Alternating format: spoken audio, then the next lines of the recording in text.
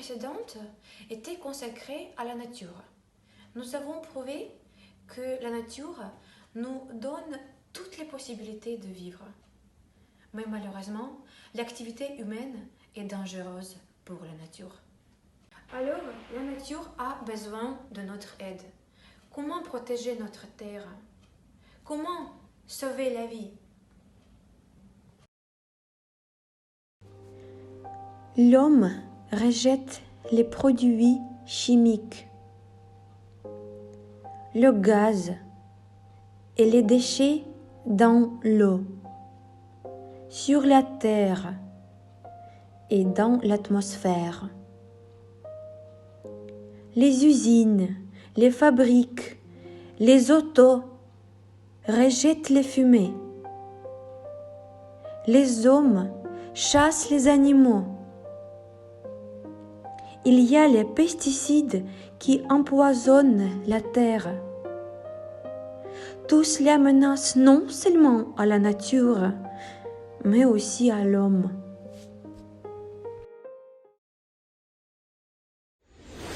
Préoccupant par son rythme, alarmant par son ampleur, le déclin de la biodiversité du globe menace la survie de toutes les espèces, y compris la nôtre.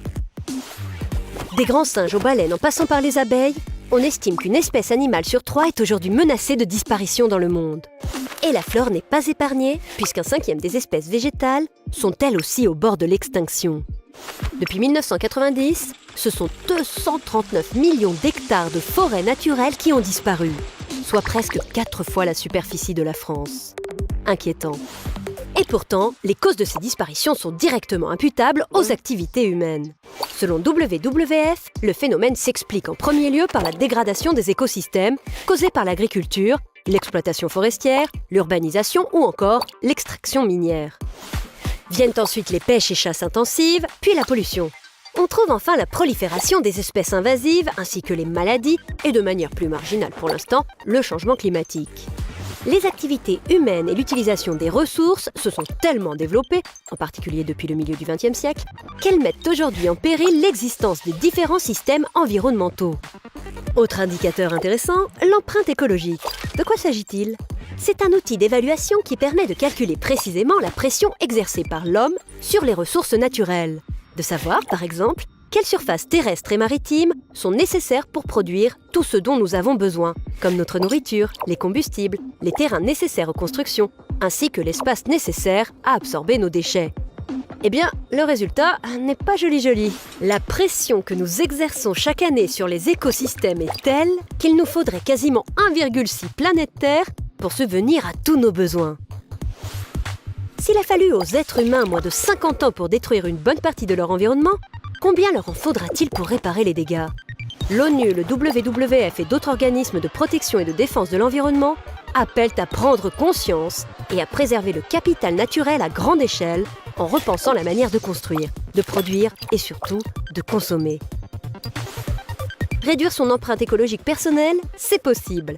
Faire attention à sa consommation d'électricité et d'eau, essayer de consommer le plus localement possible et de saison, éviter les déchets inutiles, recycler ou encore consommer autant que faire se peut des énergies renouvelables. Voici quelques idées à appliquer au quotidien qui peuvent faire la différence pour alléger le poids que nous faisons tous peser sur les épaules de Dame Nature. Alors, écrivez comment protéger la nature et notre environnement.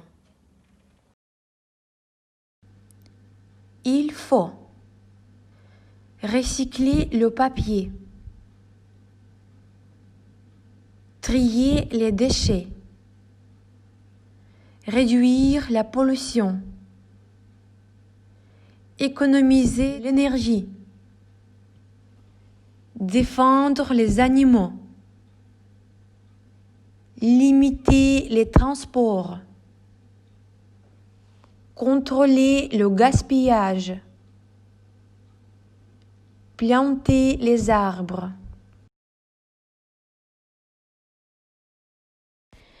Associer les images avec les phrases.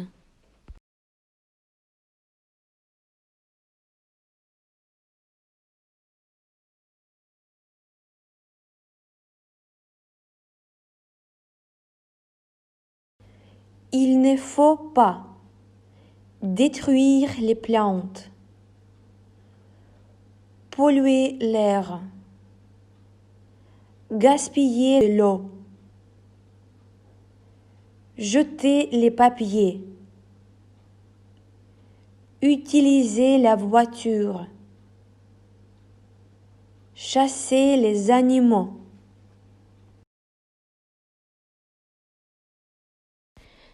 Associer les images avec les phrases.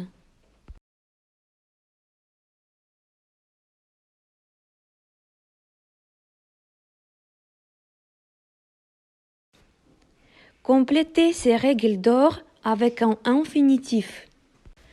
Plusieurs réponses sont possibles.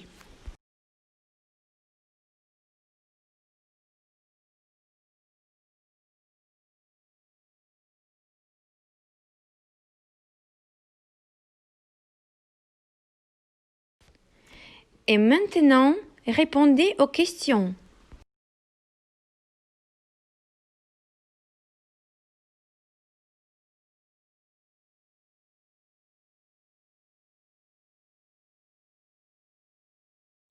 Merci pour votre attention. Au revoir et à bientôt.